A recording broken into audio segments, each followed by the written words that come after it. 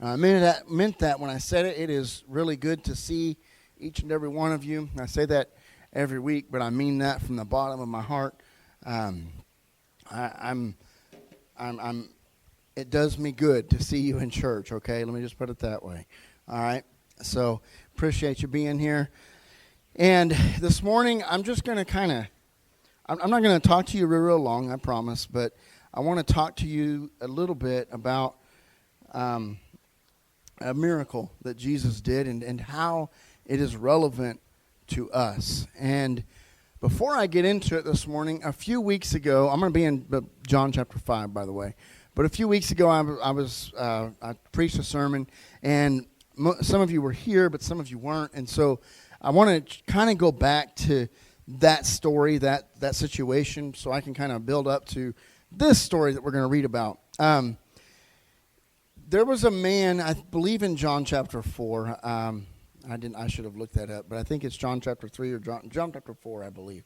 But there's a man who was crippled from birth, and Jesus is in a house and he's teaching, and these people, his friends, the Bible tells us that his friends go on top of the house where Jesus is teaching, and they start tearing the roof off of the house, and they lower the man down into where Jesus is, and Jesus heals him, and all kinds of stuff happens. So pretty cool story. And I mentioned in that sermon, I mentioned how I know that a lot of us have probably, Adam and myself and James, and I think Scott went that year to a men's retreat or men's conference, and there were several of us that went. We heard a powerful sermon on that story about the friends that the guy had. That's the kind of friends that we need that would be willing. If you can't make it to where Jesus is, you need friends that will take you there, right? Remember that sermon? It was good. It was powerful. It was a good sermon. And this morning, I want to talk to you about another man, because I think that a lot of times we would love to, we love the story of Jesus where the friends tear the roof off, but we're going to talk about a man who was in a very similar situation, but also a very different situation. Okay, let's just read John chapter 5. After this, a Jewish festival took place, and Jesus went up to Jerusalem. By the sheep gate in Jerusalem, there is a pool called Bethesda, in Aramaic, which has 5 colonnades. Within these lay a large number of the disabled, blind, lame, and paralyzed. One man there had been disabled for 38 years. Everybody say 38 years. Now, is that a long time? I don't think so, because I'm 39 and I'm really young. So I think that's not very long at all. But to be lame and be waiting by a pool for 38 years is a pretty long time. Some of you are looking at me like, yeah, you're old. You'll be there one day. I see you. All right. So Jesus, one man there had been 38 years. When Jesus saw him lying there and realized he had already been there a long time, he said to him, "Do you want to get well?" "Sir," the disabled man answered, "I have no one to put me into the pool when the water is stirred up. But while I'm coming, someone goes down ahead of me." So I should have told you that this pool, now, how many of you know that mankind has gotten smarter? Right? Now, some of us say, I don't know about that. A couple of years ago, we were eating Tide Pods, but here's the deal, okay? Here's the thing. I believe that scientifically, I am a science teacher by trade, and I believe that scientifically we have gotten smarter, okay? I believe that we figured things out, and I believe that God gives us a brain to think things through and to figure things out. And so knowing that, this pool, and by the way, it wasn't a Jewish pool. It was in Jerusalem, but it wasn't just Jewish people that came to this pool. There were all kinds of people that came to this pool. Didn't have to be a Jew. Didn't have to be anybody from around there. Or anybody that wanted to would come to this pool. And the theory is, scientists have said, this pool still exists, by the way, but scientists have said, now it's not as active as it once was, but my wife and I and my kids went to one of my bucket list items. We went to Yellowstone National Park just a few weeks ago. And one of the things I wanted to see was Old Faithful, right? Anybody in here ever seen Old Faithful? Anybody ever seen it? If you get a chance to ever go to Yellowstone, it's definitely worth it. It's a cool trip, beautiful place. I've always wanted to go. We went there, and Old Faithful, we were sitting there and we were watching. I mean, and it's just constantly bubbling, bubbling, bubbling. And then people are like, oh, here it comes. And they go, but then all of a sudden somebody said, no, no, no, no. Here it comes. And I mean, this thing, it was cool. It was like, I don't know, 35, 40 feet up in the air. There's just this water. And you get up, we got up there closer to it a little bit. And then you realize, man, that is some hot water. Because that stuff starts falling on you. And it's like, yep, don't want to go any closer. Okay? Well, that is because underneath the Earth's surface, here's a science lesson for you. All right, everybody in here knows this, but underneath the Earth's surface, what's going on? We have these things called, let's go back a little bit. Plate, anybody know what there we go. Plate tectonics, somebody remembered it. And there's these plate tectonics that are moving, and there's all kinds of, up on the surface it's really calm, but down underneath it's a raging fire, right? It's an inferno, and I mean it's hot, and all of this stuff's going on. Well, what we have here is this pool. What they thought, because again, they didn't realize the science behind it, what they thought was, because every so often, this pool is kind of like Old Faithful. It would just start bubbling. Okay? We now know that this at that time was an active geyser. Okay? And so, with that being said, and I don't want you to be like, oh, okay. Now, there is some natural healing abilities of this, but what they thought was there was an angel that came down and stirred the water. How many of you have heard that before? Anybody in here beside me heard that? About the pool of Bethesda? All right, one of you. Thanks for being honest and being brave.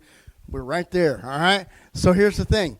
That was the rumor that was kind of going around. Pagan people, Jewish people, everybody that believed in God, people that didn't believe in God would come to this pool to receive healing, okay? There's some healing in it because there's some natural things about that can cause sores and stuff to go away, can cause muscle aches to go away. People that could, now again, we've advanced scientifically, advanced medically.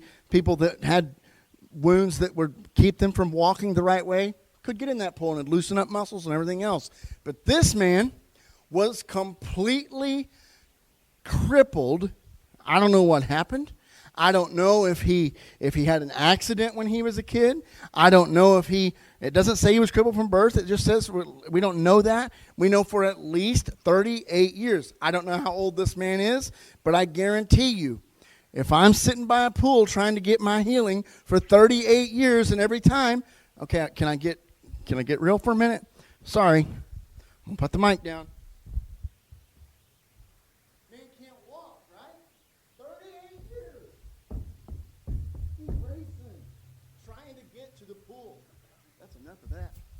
All right, trying to get to this pool, right?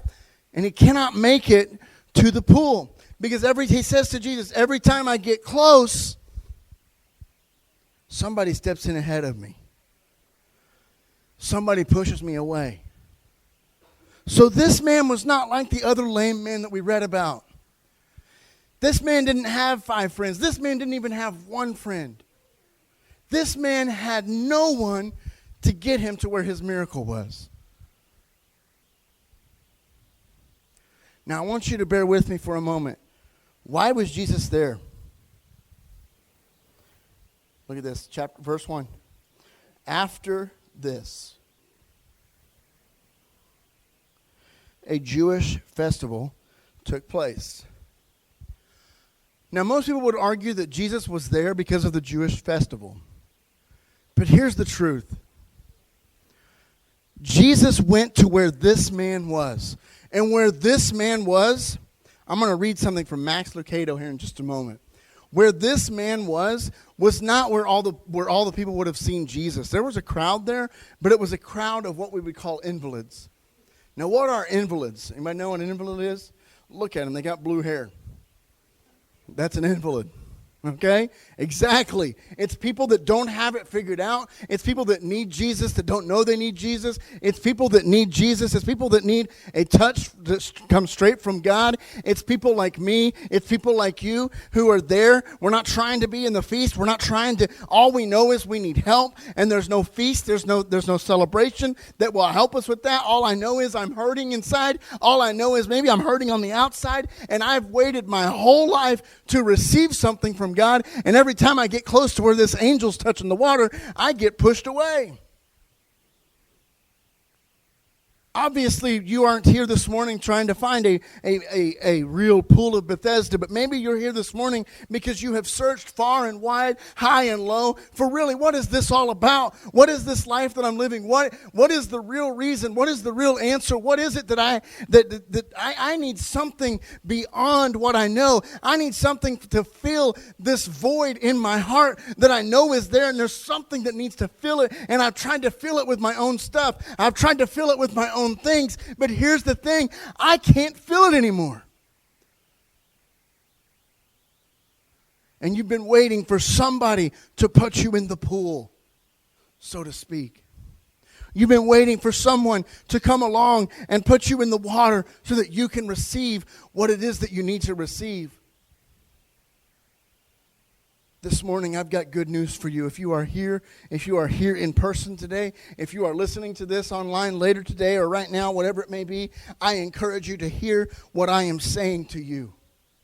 It's time to quit waiting for everyone else, because your Savior, the one who was and is to come, has entered into your life. Jesus says to him in verse 6, he says, when Jesus saw him lying there and realized he'd already been there a long time, he said to him, do you want to get well? Do you want to get well? He didn't say to him, hey, do you want to walk again? He didn't say to him, hey, would you like a miracle? He didn't say to him anything. He asked him, do you want to get well? What does that mean? Obviously, this man's condition was what people knew him as. This man's condition was what people understood who he was. We don't even know his name. But we do know this about him. He's the man that was crippled and tried for 38 years to enter into the pool. He's tried for 38 years to find out the answer on his own. He's tried for 38 years to figure this thing out. I want you to hear me this morning. No matter how long you've been in church, no matter how long you haven't been in church, whatever it may be, listen, it applies to me, it applies to you, it applies to each and every one of us in here. There's nothing you can do on your own to fix the problem that is called your life of sin. There's nothing that I can do to fix the problems that I have because of my sin. There's nothing I can do. Now, don't get me wrong. We're going to find out what Jesus said to him later, because the real miracle is beyond what we see here. Sir, the disabled man, I love that. Sir, the disabled man answered. Again, we don't even know his name. Maybe John is there with Jesus. He's writing this down. Who is this guy? Jesus don't even call him by his name. Sir, do you want to be made well? Sir, the disabled man answered, I have no one to put me into the pool when the water is stirred up, but while I'm coming, someone goes down ahead of me. Look at this next part. What does he say? Verse 8, get up. Get up, Jesus told him. Pick up your bed or your mat and walk. Instantly the man got well, picked up his mat, and started to walk. I'm going to stop right there for a moment. This man had a mat. It was his bed. It was a wicker, little thin yoga mat, is what I think of it as. Little bitty piece, and that's what he would lay on. Now here's how I am. Again, I'm almost 40 years old, so maybe I'm a little spoiled. But we bought a camper this past spring. And I went with that camper, and I learned something very quick after the first night. I need some memory foam, some thick memory foam to sleep on that little pop-up camper, because I woke up the next morning and, oh, mamma mia. I used to be able to sleep on a rock. I could, but I am spoiled in my older age, I guess, or whatever it may be. And so I cannot imagine this man who's already crippled. He's at least 38 years old. We can probably assume he's older than that. Is laying on this little yoga mat, and it's not real thick. It's a little wicker mat. He's laying on it, uncomfortable. His life consisted of this. He would lay on the mat. When the pool would start to bubble, he'd try to get there. But otherwise, what he would do is he was a beggar. He would call out and beg people for money. Otherwise, he wouldn't eat. And so he didn't have any other way to get money, to get food, to get anything. And so this was his life. Pretty sad.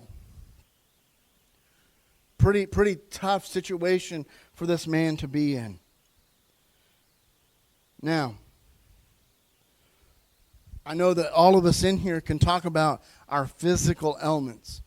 Some of us in here have ailments that none of others of us have never dealt with, and hopefully, I commend you because I love you, Scott, but I hope to always have both my legs. All right. I know that others in here are struggling with physical conditions that without God's help, I know that it's tough. And I don't know why God doesn't heal everyone. I don't know why the answer for that is, okay? But I will tell you this. Every one of us have a condition like this man that we're going to find out about in just a moment. I'm going to read this by Max Lucado. We're going to start with verse 5 or verse 8. Then Jesus said to him, "Get up, pick up your mat, and walk." And once this man was cured, he picked up his mat and walked. It's called Bethesda. It could be called, listen to this is powerful. It could be called, this says Central Park. We're going to call it Centennial Park or Liberty Park. Okay, because I want to meet you right where you're at. Could be the hospital.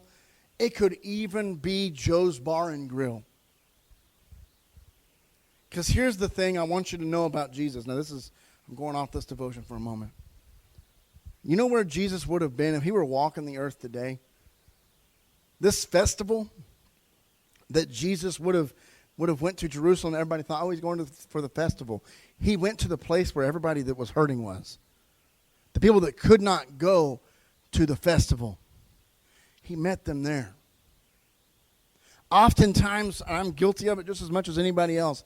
Oftentimes we think that ministry is and right in here in these four walls, and that's not ministry. That's not what the church is all about. And I say it all the time. I tell our district leadership and everybody I come into contact with, I tell them all the time, I do more ministry where I work than I do in the church. I preach here. Yesterday we did a lot of ministry. We did a lot of cleaning. I cleaned up some raccoon stuff. That's fun. All right? That's ministry, but I'm telling you what I do outside of these walls is more than what we do in here. It could be Calvary Baptist. It could be any collection of hurting people. An underwater spring caused the pool to bubble occasionally. The people believed the bubbles were caused by the dipping of angels' wings. They also believed the first person to touch the water after the angel did would be healed. Did healing occur? I don't know. But I do know crowds of invalids came to give it a try. Picture a battleground strewn with wounded bodies. And you see Bethesda. Imagine a nursing home overcrowded and understaffed, and you see the pool of Bethesda. Call to mind the orphans in Bangladesh or the abandoned in New Delhi, and you will see what the people saw when they passed by Bethesda. As they passed, what did they hear? An endless wave of groans. What did they witness? A field of faceless need. What did they do? Most walked past, ignoring the people, but not Jesus. He is in Jerusalem for a feast. He's alone. He's not there to teach the disciples or to draw a crowd. The people needed him, so he was there. Can you picture that? Jesus walking among the suffering. What is he thinking? When an infected hand touches his ankle, what does he do? When a blind child stumbles in Jesus' path, does he reach down to catch the child? When a wrinkled hand extends for alms, how does Jesus respond? Whether the watering hole is Bethesda or Joe's Bar and Grill, how does God feel when people hurt? It's worth telling the story if all we do is watch him walk. It's worth it just to know he even came. He didn't have to. Surely there are more sanitary crowds in Jerusalem. Surely there are more enjoyable activities. After all, this is the Passover festival. It's an exciting time in the holy city. People have come from miles around to meet God in the temple. Little do they know that God is with the sick. Little do they know that God is walking slowly, carefully stepping between the beggars and the blind. Little do they know that the strong young carpenter who surveys the ragged landscape of pain is God in the flesh.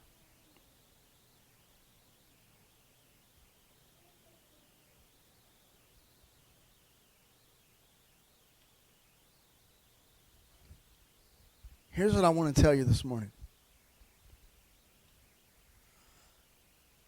I'm going to read a little bit more here in a moment, but here's what I need you to understand, what I need you to know about Jesus. As we were singing this morning and worshiping the Lord, I was thinking about what I could say to you all. Because we're going to see the difference in types of people here in just a moment. Jesus healed the man. And Jesus could have revealed himself to the man. Now the man, we don't know anything about him. We don't even know his name. Jesus did not even tell the man his name. Jesus, the Bible says that he went away from there. Now that day was the Sabbath. And so the Jews said to the man who had been healed, "This is the Sabbath. The law prohibits you from picking up your mat." Okay, now first and foremost, let me just say this. If you were to research this, you would come to understand there's no law in the Old Testament that says a man cannot pick up his mat on the Sabbath day. This was part of what we call an oral tradition. It's one of those things that we grew up in. All right, can I get on my soapbox for just a minute? Told you I wasn't going to talk long, so let me get on my soapbox for just 1 minute. This is what religion says. Well, can't go to the movies. Can't go to the pool hall. Can't go to the bars. Can't do this. Can't do that. Can't do that. It's a list of rules and things that you cannot do.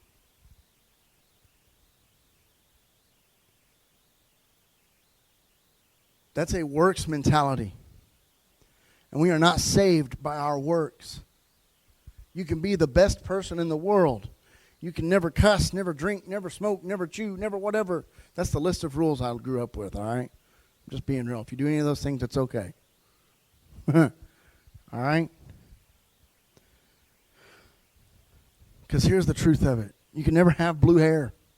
You're not really a Christian if you don't wear blue hair. Or if you ever have blue hair. Listen, I grew up thinking that you cannot speak in front of a pulpit without a suit and tie.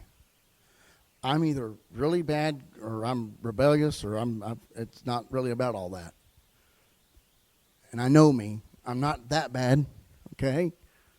It's not about all that. It's not about all the rules. And don't get me wrong, a Christian should live a certain way. But here's what I want you to understand. Here's what I want you to know.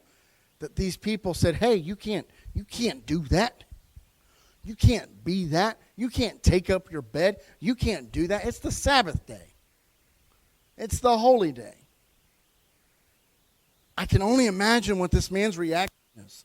I can only imagine, here he is for 38 years.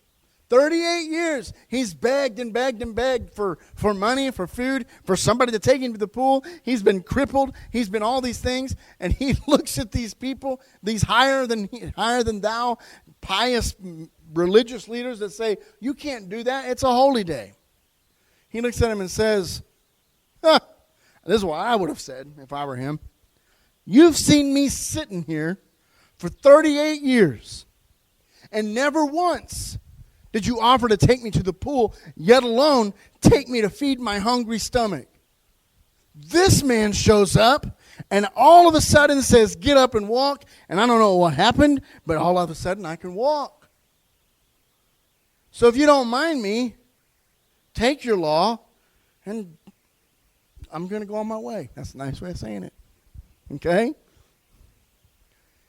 He didn't care about their law. He didn't care about their traditions. And here's what I want you to know. Here's what I want you to understand. We are a real life church, and I want real life church to understand that the reason we are a real life church is because God will meet you right where you are at. He doesn't care about your past. He doesn't care what you did last night. He doesn't care what color your hair is. He doesn't care what you dress like. All he cares about is he knows that you are hurting. He knows that you are lost, and he wants to restore the relationship, the communion that you were called to have with him, because he doesn't want religion. He wants a relationship with you.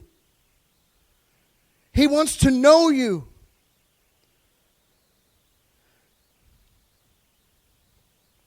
After this, look at this. I don't know why Jesus didn't reveal who he was beforehand, but this is the true miracle right here.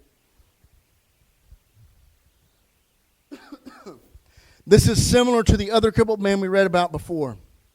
After this, Jesus found him in the temple. Now, I believe that Jesus knows everything. I believe that God knows everything. But I also know that I know this. God is not, he's not a puppet master. He's not up there doing this. He's not up there, I'm going to make Logan do this. He didn't make me do that. I did it on my own, okay? That's not how God works. He doesn't, and that's silly and kind of stupid, but our life decisions, God's not going to do them for us. He gives us free will. He gives us the power of choice. I can't talk about the gospel in school, but I tell my kids all the time in class, the greatest power that you have is the power of choice. The greatest power you have and I have is the power of choice. We can choose to do things. We can make a choice. And so here's what God does. Here's what Jesus did in this situation. He healed the man and he walked away. He slipped out. Later he comes back and sees the man in the temple. I believe that Jesus did that on purpose. He went away to see, does this man really, what does he really need? Because he needed to walk. But he needs more than that. And so where did the man go? When the first place he went to the temple. He went to the place where hope was supposed to be. He went to the place where the religious leaders were. He went to the place, and all of a sudden Jesus saw him there, and he says, see, you are well. Do not sin anymore so that something worse doesn't happen to you. Now, in this situation, again, I don't know what happened, but we get hints that this man made a choice that caused him to be crippled. Maybe he jumped too high off a tree. Maybe he had too much wine and did something. We don't know. Now, does that mean every ailment is because of sin? No. Matter of fact, Jesus confronts that later and says, just because somebody's sick doesn't mean they have sin in their life. But this man, Jesus says, look, you are well. Do not sin anymore.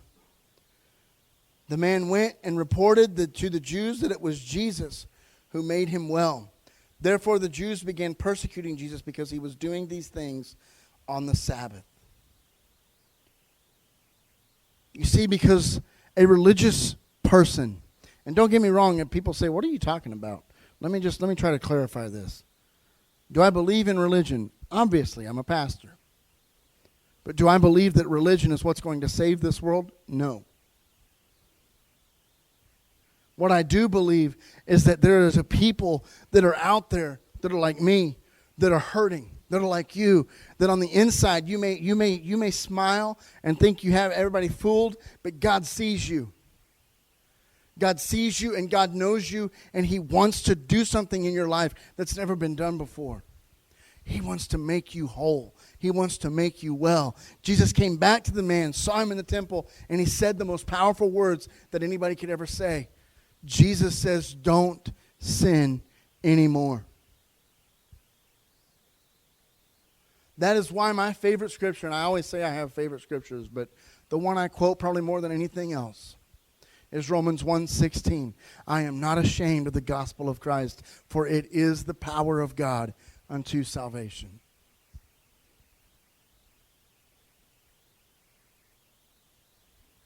The Bible tells us that, listen, when we were born of sin, because everybody that is born of sin because we live in a fallen world. We live in a world that doesn't make sense. We live in a world that because of Adam's fall and because of our sin, it's just not always a good place. And what does a sinner do? It's not a hard question. Answer it for me. What does a sinner do? Say it. Say it loud. They sin. And listen. Any of you seen the bumper stickers or seen the meme or whatever on Facebook or whatever you used to as a bumper sticker? Just a sinner saved by grace. And there is some truth to that. But the real miracle of the gospel, the real miracle that this man experienced, was when Jesus looked at him and said, don't sin anymore. That's true freedom. That's true liberty. Is when Jesus looks at you and says, you don't have to sin anymore. You are free from your sin. You are free, and when the Son sets you free, you are free indeed. Amen? What we're going to do this morning, I normally do a prayer service, and this morning I'm going to do that again. Adam, if you don't mind getting some music ready. We're going to have our prayer. I do want you to continue to pray for Randy May as he is dealing with some health concerns, and also Don and Robert, be continuing to lift them up in prayer. Most of you know Don and Robert and Randy, so just lift them up this morning. But I'm also going to open it up. If you have any need whatsoever, we want to pray with you. But I also want to do this. I want to open it up, and I want everybody to hear me. It don't matter who you are today. I don't care, because I'll be honest, I had to go through this too, just recently. There is absolutely nothing wrong with admitting that you don't have it all figured out and you need God's help. I'm going to open it up this morning so anybody that wants to pray, that God will help you. That maybe you need to know, you're like the man at the pool of Bethesda, that you are begging and asking for all the help, trying to fill the void of your life with all the wrong things. And I want you to open it up this morning. I'm going to tell you that God can restore you. God can make you whole. God can fill that void. And the rest of you, I want to leave you with this. If you don't need prayer this morning, this is the last thing I'm saying before we open up for prayer. Then we'll be dismissed.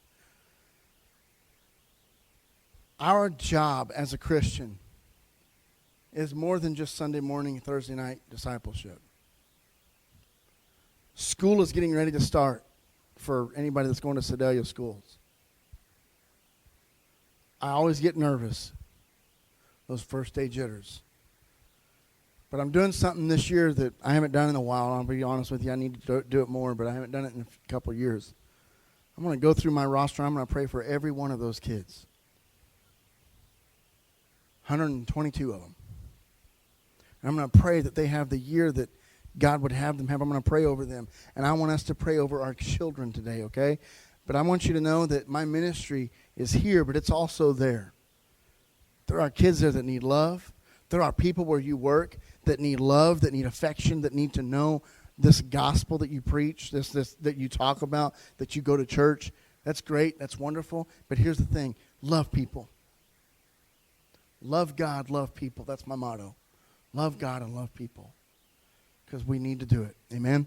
We're going to open it up. If you have a need, come on forward. If not, just sing this song and then we'll